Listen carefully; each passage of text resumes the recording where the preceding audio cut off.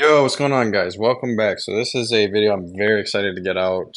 Just posted the video shortly before this recording. Pulled the 7-star Magneto, took him straight to rank 3. So just wanted to get a quick video out, just kind of displaying the differences between the 6-star rank 5 Ascended Sig 200 versus the 7-star Unduped.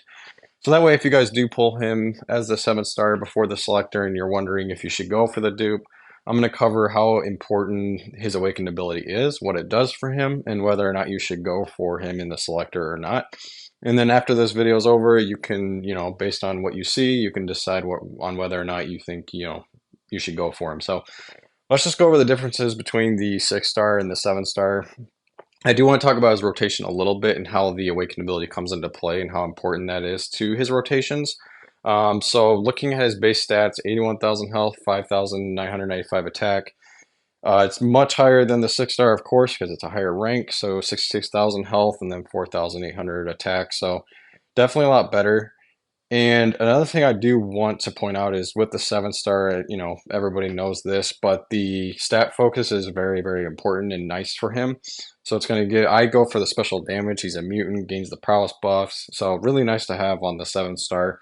I don't really care about the defender stats. He's not really a defender at all anymore. When he first got buffed, maybe, but I have energy resistance because a lot of techs deal energy damage, but not really important. So let's go over the abilities, and then as well as his rotations, and then the ones I'm going to be using in this video. So what his awakened ability does, it gives him an extra pre-fight when you win a fight with him.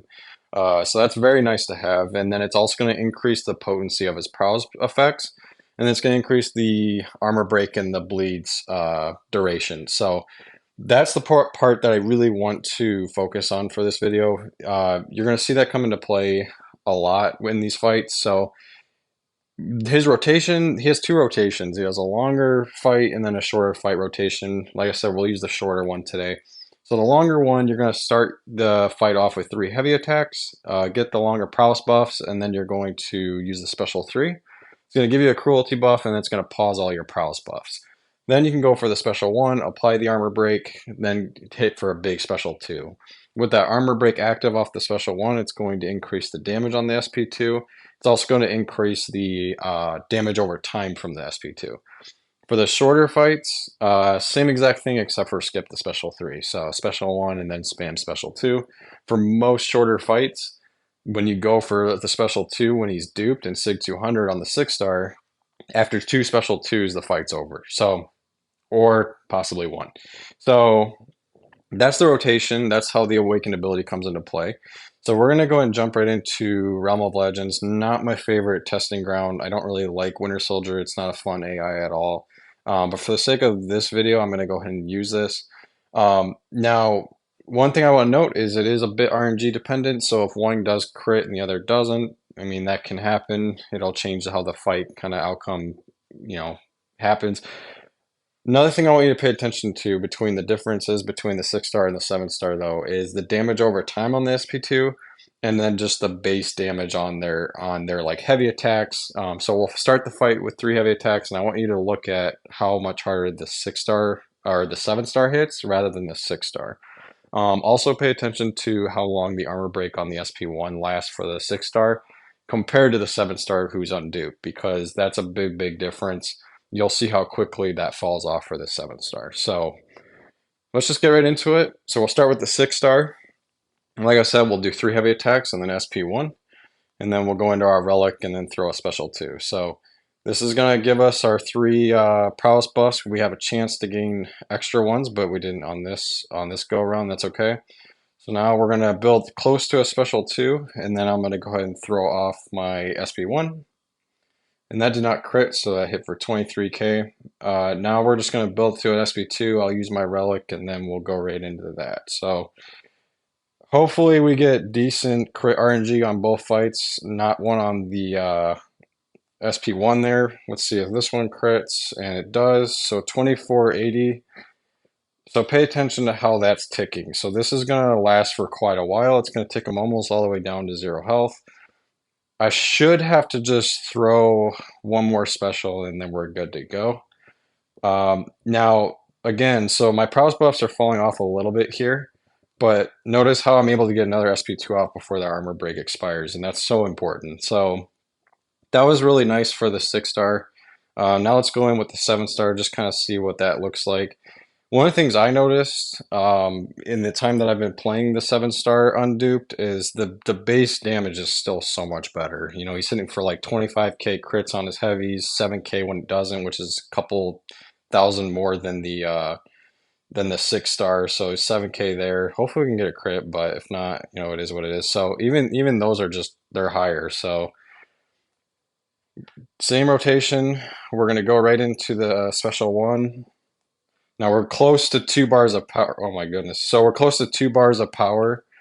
So that's going to allow for me to get to the SP2 comfortably before the armor break expires, because that's not lasting as long, but it lasted long enough. So that was ridiculous. Okay, so that's kind of why I don't care for this specific fight though, because that can really change the outcome. So I'm going to go back in with the 7-star. So another thing I want you to pay attention to. Again, in war, this isn't going to matter much, but I still want to go over it. So with a 7-star, really doesn't matter actually 6 or 7 here, but I still want to showcase this. So we're not going to go for the special one here. We're just going to go straight into the SP2, and I want you guys to see just how much less it ticks for, because it makes a huge difference when you don't have the armor break active.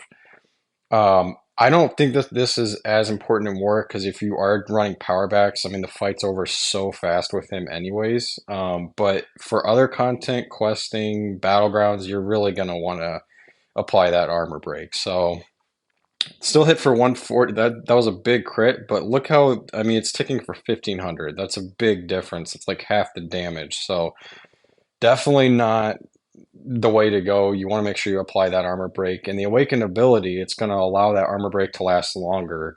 Even at Sig 1, you're going to end up increasing it by 48%. So if you get him, if you dupe him, take him to Sig, you know, he's at Sig 20, it's going to increase it by about 50%, and it's going to really help your damage output. Now, I don't believe, now for me, maybe because, you know, I'm such a fan of his, but for the average person that just pulls them and then wants to use them at Sig 20, I would say he's not worth the signature stones. You don't need to put them into him. He's fine at Sig 20. Get that 50% increase and you'll be fine.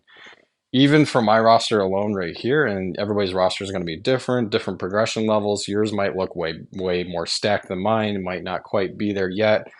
If it's not quite at this level, that's fine. Save your Sig stones. If you're much further, then you probably know what I'm talking about. But there's a lot of better options for signature stones than Magneto.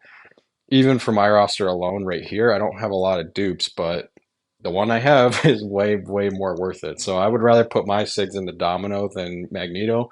It's just going to have a much bigger impact. So in my opinion, he really needs the dupe.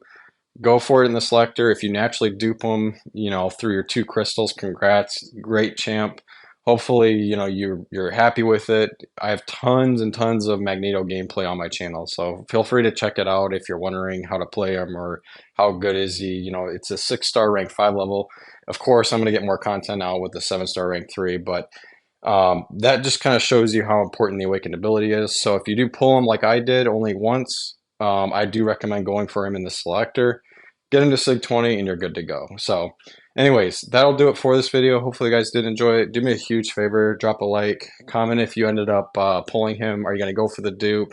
Are you happy with the pull? And then just share this with your alliance, and I'd really appreciate it. So really appreciate you guys for following. Hopefully you can pull this champ. Really good option. But I will catch you guys in the next one. See ya.